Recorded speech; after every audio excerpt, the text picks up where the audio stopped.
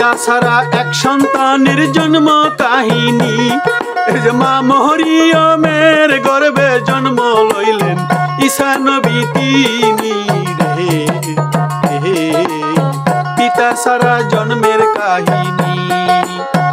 অনন্তর আল্লাহ পাকে অনন্ত কুদরত, তার কুদরতের ভেদ বোঝা বড়ই অসাধ্য। সেই মহান সত্তা যিনি পিতা ছাড়া দিল সন্তান, মা মরিয়মের গর্ভে সন্তান ঈসা নবী কেমনে জন্ম হইল রে। আল্লাহ তোমার আজব নীলা রে, আল্লাহ তোমার আজব নীলা বুঝিতে না পারি। বানজানারির ছেলে মরে কোন জানাজা পড়ি। আল্লাহ তোমার আজব খেলা বোঝার সাধ্য নাই। এই যে সাগরকে নগর বানাও গো, নগর হয় সাগর রে। আল্লাহ তোমার আজব নীলা রে। পাক কোরআনে এইবার ভাইরে আল্লাহ পাকে কয়, হযরত মরিয়ম যখন অন্তঃসত্ত্বা হয়, ঈসা নবী মাতৃগর্ভে স্থির যখন হলো, এই ততপর সন্তান গর্ভে স্থির হইল মা মরিয়ম লোকালয় ছেড়ে গেল রে। আল্লাহ তোমার আজব খেলা রে। অনন্তর যখন সন্তান গর্ভে স্থিত হলো, আল্লাহ পাক তিনি এমন একটি ঘোষণা করলেন। অনন্তর তিনি মরিয়ম আলাইহিস সালামকে লোকালয় থেকে উনি দূরে চলে গেলেন মা মরিয়ম। ততবার প্রসব বেদনা তাকে এক খেজুর গাছের নিচে নিয়ে গেল। এমন প্রসব ব্যথা শুরু হলো খেজুর গাছের গোড়ায়। তিনি বললেন, হায় যদি এর পূর্বেই আমার মৃত্যু হতো, আর আমার অস্তিত্ব যদি মানুষ একেবারেই ভুলে যেত। তখন এক ঘোষক নিচ থেকে আওয়াজ দিল, চিন্তা হবেন না, চিন্তা করবেন না, আপনার রব আপনার নিম্ন দেশের ঝর্ণা প্রবাহিত করে দিয়েছেন, চিন্তার কোনো কারণ নাই। খেজুর গাছের গোড়ায় যখন এবার মরিয়মে প্রসব বেদনা ভাই শুরু হইয়া গেছে, তাই এমন একটা আওয়াজ আসলো, ও মরিয়ম তুমি আপনার রব আপনার নিম্ন দেশের ঝর্ণা প্রবাহিত কইরাছিলে রে।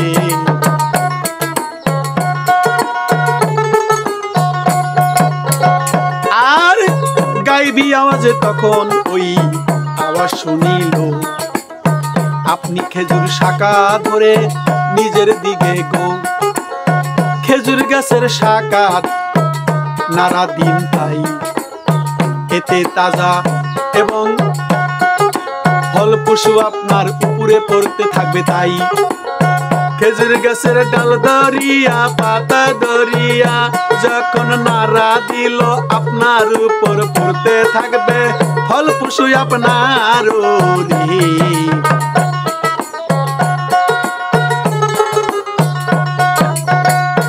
গাইবি আওয়াজ হলো, তুমি খেজুর গাছের একটি শাখা ধরে ঝাঁকি দাও। ঝাঁকি দেওয়ার সঙ্গে সঙ্গে ফলপুষ্প সমূহ আপনার উপর পড়তে থাকবে, আপনি খান এবং পান করুন। সন্তান দেখে দেখে চক্ষু শীতল করুন। অনন্তর যদি কোনো মানুষ দৃষ্টিগোচর হয়, সে জিজ্ঞাসাবাদ করতে শুরু করে, তাহলে ইঙ্গিতে আপনি বলে দিবেন। কেউ যদি জিজ্ঞেস করে, সন্তান কোথায় পেলে মরিয়ম, তোমার তো স্বামী নাই, তুমি বলবে আমি রহমান রহিম আল্লাহর আদেশে এই রোজার মান্যত করেছি, অতএব আমি আজ কারো সাথে কোনো কথাবার্তা বলতে পারবো না। যদি কেউ প্রশ্ন করে, ততবার তিনি ছেলেকে নিয়ে, প্রসব সেখানেই হলো, ছেলেকে নিয়ে সম্প্রদায়ের নিকট এলেন। ছেলে তার কোলেই ছিল।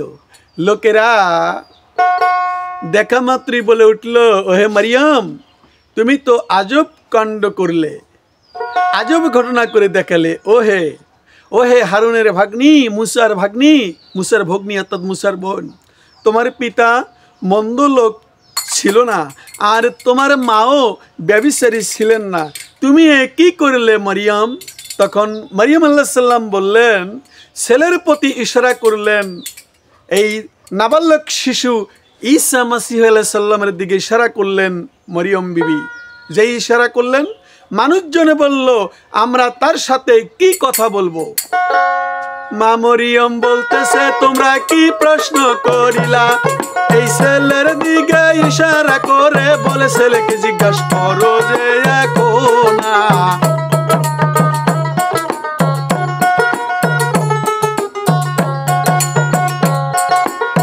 ছেলের দিকে ইশারা করলে সবই যাবে পাইয়া। মানুষেরা বলল, নাবালক শিশু বাচ্চা কথা তো কইতে পায় না।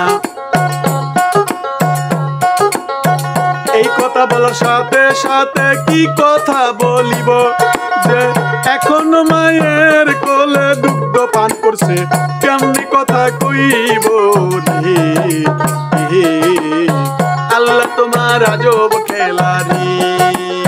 যখনই কইছে কি কথা বলবো, বলার কিছু নাই, তখনই ঈসা মাসীহ মায়ের কোল থেকে বলল, আমি আল্লাহর বান্দা, তাই তিনি আমার আল্লাহ পাক আমাকে কিতাব দিয়া নবী বানাইছে, তোমাদের জানাই রে। কি সামান্য বিষয় রে।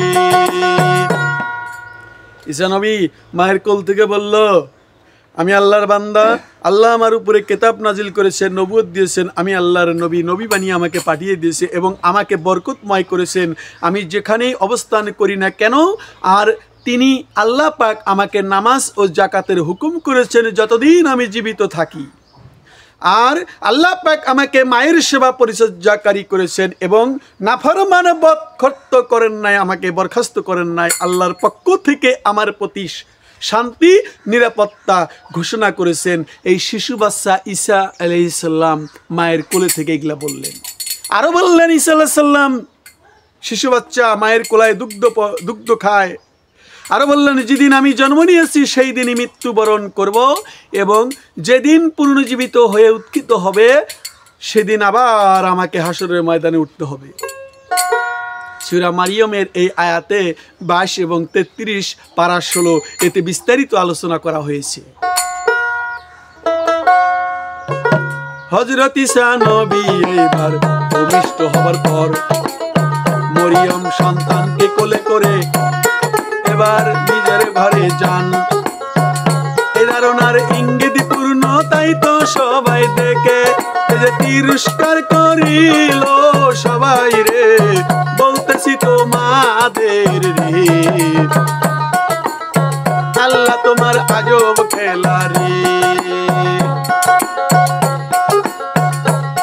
তাই জ্ঞানপূর্ণ কথাবার্তা শুনে অবাক হইয়া গেল সবাই। এইবার বুঝে তারা নিল। লোকেরা দুগ্ধ পুষ্ট সন্তানে কি করে, আহারে ধীরে ধীরে বলতেছি তাদের। এই শিশুর মুখখানি থেকে যখন এই সব কথা শুনে অবাক হইয়া এই ছেলের কুদরতের নিদর্শন আল্লাহ পাকে দিছে রে।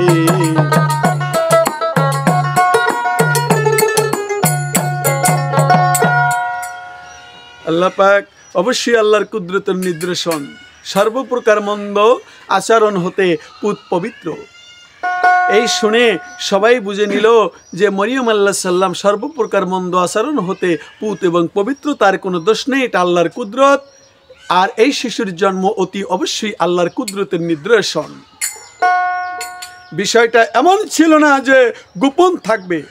তুরের কাছে সর্বত্রই হযরতে ঈসা আলাইহিস সালামের অলৌকিক জন্ম সংবাদ চর্চিত হতে থাকে। আর মানব হৃদয় শুরু থেকেই এই পবিত্র সত্তা সম্পর্কে নানা প্রকার চিন্তা চেতনার দোলায়িত হয়ে পার্শ্ব বদলাতে হয়ে থাকে। ভালো মানুষেরা তারা জন্মকে সৌভাগ্য ও শশী, আর মন্দ লোকেরা অশুভ ভাবতে শুরু করলো। মন্দ লোকেরা ঈসা আলাইহিস সালামের মাকে, ঈসা আলাইহিস সালামকে। যারা তার জন্মকে অশুভ লক্ষণ বলে ভাবতে শুরু করেছিল, তারা ভিতরে ভিতরে ঈর্ষা বিদ্বেষের অগ্নিফুলঙ্গের জ্বলে পুড়ে ছাই ভস্ম হচ্ছিল। আর ঈর্ষা বিদ্বেষের অগ্নিফুলঙ্গি তাদের স্বভাবগত সব মানবীয় শক্তি, ক্ষমতা, যোগ্যতা জ্বালিয়ে পুড়িয়ে ধ্বংস করে দিয়েছিলেন আল্লাহ পাক।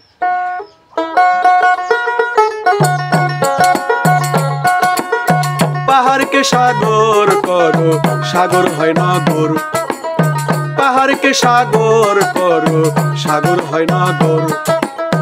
এই দুনিয়ার খেলা তোমার আজব সুন্দর।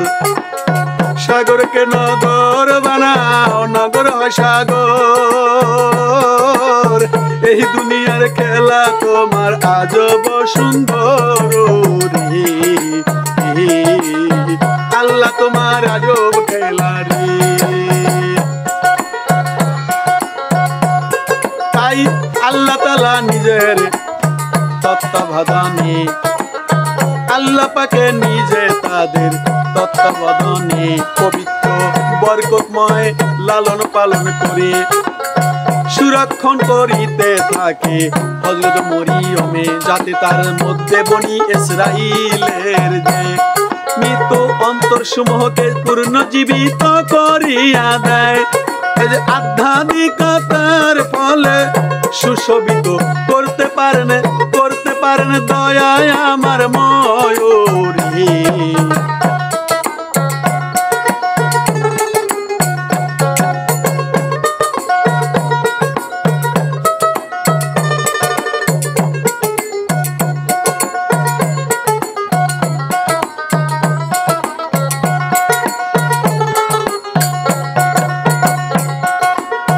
ঈসা আলাইহিস সালামের জন্ম বৃত্তান্ত আলোচনা শেষে আল্লাহ তাআলা তার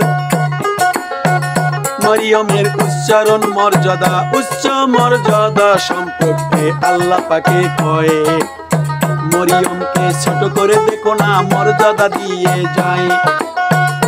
হযরত ঈসা আলাইহিস সালামের জন্ম হলো, এবার মাতৃকোলে এবার আল্লাহ পাকের কুদরতের নিদর্শন ছিল। ঈসা আলাইহিস সালাম মা মরিয়মের মর্যাদা সম্পর্কে কোরআনে বলেছেন, কিন্তু এবার ঈসা আলাইহিস সালামের গঠন কেমন ছিল কোরআনে তা কইয়া দিছে। ঈসা নবীর কথা শুই না কাফেররা বাইরে পাইছে যে ব্যথা। হযরত ঈসা আলাইহিস সালামের গঠন ছিল তাই হাদিসে বুখারীতে আলোচনা হয়। একটি হাদিসে আছে শোনান সমাচারে, হাদিসে নবী করিম ইরশাদ কইরা যান, ঈসা আলাইহিস সালামের সাথে আমার সাক্ষাৎ হইয়াছে। আমি তাকে মধ্যম গঠন দেখছিলাম আরশে, দেখছিলাম আকাশে, লাল এবং শুভ্র বর্ণ বিশিষ্ট দেখতে। তার শরীর এমন পরিষ্কার পরিচ্ছন্ন ছিল, দেখছি তাদের আল্লাহ তোমার আজব খেলা রে। আমার নবী করিম সাল্লাল্লাহু আলাইহি সাল্লাম উনি যখন মেরাজে যাওয়ার সময় উনি ঘটনাতে বলে দিলেন যে ঈসা আলাইহিস সালামকে আমি নিজে দেখেছি, তার সাথে আমার সাক্ষাৎ হয়েছে। আমি তাকে মধ্যমা গঠন, লাল এবং শুভ্র বর্ণ বিশিষ্ট দেখতে পেয়েছি। তার শরীর এমন পরিষ্কার পরিচ্ছন্ন ছিল যে মনে হচ্ছে হাম্মামখানা থেকে, মানে গোসলখানা থেকে এই মাত্র গোসল করে বের হয়েছেন। কোন কোন রিয়াতে আছে তার কেশ রাশি কাঁধ পর্যন্ত প্রবালিত ছিল। কোন কোন হাদিসে তার শরীরের রং উজ্জ্বল এবং গুধুম বর্ণ বিশিষ্ট বলা হয়েছে। ঘাড় পর্যন্ত চুল রেখেছিল দয়াল নবী, যে প্রলম্বিত ছিল কাঁধ পর্যন্ত চুল। আমার হাদিসেই বর্ণনা করছে তিনি রে।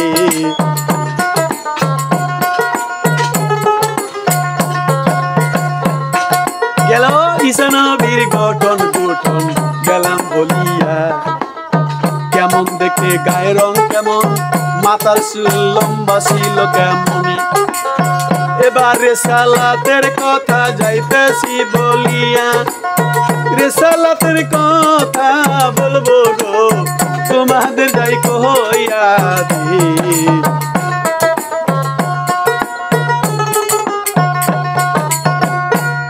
এবার রেসালাত সম্পর্কে আল্লাহ পাক বললেন বনি ইসরাইলের তথা ইহুদিদের আকীদা, বিশ্বাস, চিন্তা, চেতনা এবং আমলি জীবনে ব্যাপক পরিবর্তন সৃষ্টি করলেও হযরত ঈসা আলাইহিস সালামের রিসালাতের মর্যাদার ভূষিত হন। তাদের চিন্তা, চেতনা, আকীদা, বিশ্বাস এবং আমলি জীবনের পরিপূর্ণ চিত্র তাওরাতে বিদ্যমান রয়েছে।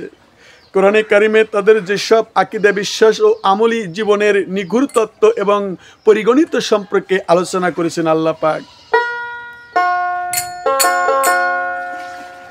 কোরআনের ভিতরে বলেছেন যে মুসা আলাইহিস সালামকে কিতাব দেওয়া হয়েছিল তাওরাত, আমি তাকে তা দান করেছি। এরপর আমি তোমাদের মাঝে রাসূল প্রেরণ অব্যাহত রাখি, রাসূল প্রেরণ আমি করবই, অব্যাহত রাখি। আর আমি ঈসা ইবনে মারিয়মকে, ঈসা আলাইহিস সালামকে প্রকাশ্য মাজাজা দিয়ে প্রেরণ করেছি এবং আমি পবিত্রতা দ্বারাই তাকে শক্তি ও সহযোগিতা জুগিয়েছি। যখন তোমাদের কাছে আল্লাহ রাসূল এমন আহকামে নিয়ে আগমন করেছেন যে সবের উপর আমল করতে তোমাদের মন চায় নাই, তখন তোমরা অহংকার করতে তাই। অহংকার শুরু করিলে মুসা নবীর বেলায়, অনন্তর তোমরা রাসূলদের এক দলকে তাই। মিথ্যা প্রতিপন্ন করতে লাগলা ভাই, লাগলা যে তথায়। একদলকে হত্যা করলে আর বলছো এবার তাই। আমাদের মন গেলাপে আচ্ছাদিত যে হয়, বরং কুপুরির কারণে আল্লাহ তাদের অভিশপ্ত করিল। তাদের অতি অল্প সংখ্যক ঈমান এনে এবার ছিল রে।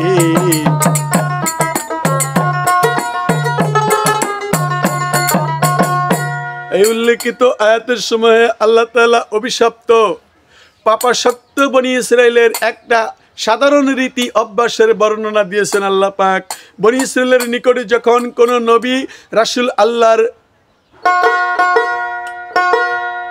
আল্লাহ পাক যখন নিয়ে আসলেন ও আগমন করেছেন এবং তাদেরকে সেই বিধান অনুযায়ী জীবন পরিচালনার আহ্বান জানিয়েছিলেন, তখন বনি ইসরাইলেরা মন চাইলে তা গ্রহণ করেছেন, অন্যথায় দম্ভবশত অহংকারে আল্লাহর প্রেরিত নবী রাসূলদেরকে মিথ্যা প্রতিপন্ন করেছেন। এটা বনি ইসরাইলদের স্বভাব ছিল।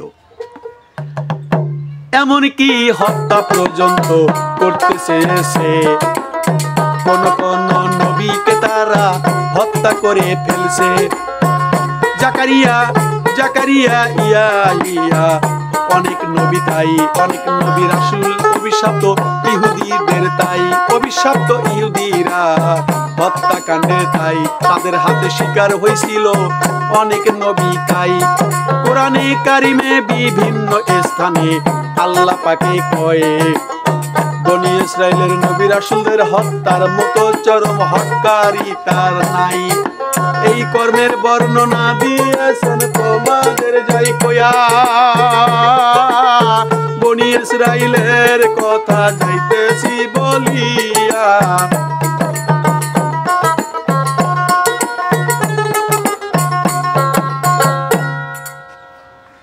এবার সর্বশেষ যখন ঈসা আলাইহিস সালামকে আল্লাহ তাআলা রিসালাত এবং রিসালাতের প্রমাণস্বরূপ বিভিন্ন মাজাজা দিয়ে প্রেরণ করেন, তখনও বনি ইসরাইলরা নিজেদের চিরচারিত আগের যে অভ্যাসটা, এই পন্থা অবলম্বন করে বিভিন্নভাবে ঈসা আলাইহিস সালামকে মিথ্যা প্রতিপন্ন করতে থাকে এবং এমনকি রিসালাতের প্রমাণস্বরূপ প্রদত্ত মাজাজা সমূহকে সুস্পষ্ট জাদু বলে অবহিত করতে থাকেন বনি ইসরাইলেরা।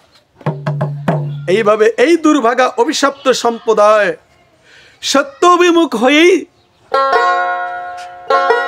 বিমুখ হয়েই থাকলো। তারা সত্যের দিকে তারা আসলো না, সত্য গ্রহণের ভাগ্যে আর তাদের হয়ে উঠল না। অথচ আল্লাহ তাআলা তাদের মৃত মানুষদের ইহ পরকালীন মুক্তি কল্যাণের জন্য যুগে যুগে নবী রাসূল প্রেরণ করেছেন। আর হযরতে ঈসার প্রতি ঈসা আলাইহিস সালামের প্রেরিত নবী, ঈসা আলাইহিস সালাম প্রেরিত নবী রাসূলদের একজন। এই যে অধিকন্ত হযরত ঈসাকে বাইরে মাঝে যা দিয়েছিলেন যে এমন রে, দয়াল গুরু ডাকি তোমারে। রাসূলদেরই একজন তিনি ঈসা নবী, তাই অধিকন্ত হযরত ঈসা মাঝে যা পান, মাঝে যা প্রেরণ করেছেন আল্লাহ ঈমান গ্রহণের, তাই সদ ইচ্ছা পোষণ করিলেন, সদ ইচ্ছা প্রশংসা করেছেন দয়াময়।